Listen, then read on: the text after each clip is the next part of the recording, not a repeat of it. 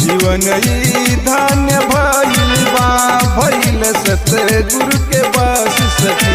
जीवन ई धन्य भइल बा भइल सतगुरु के वास सखी। भव से पार गइल बा दियल बन के दास सखी। भव से पार गइल बा दियल बन के दास सखी। जीवन ई धन्य भइल बा भइल सतगुरु के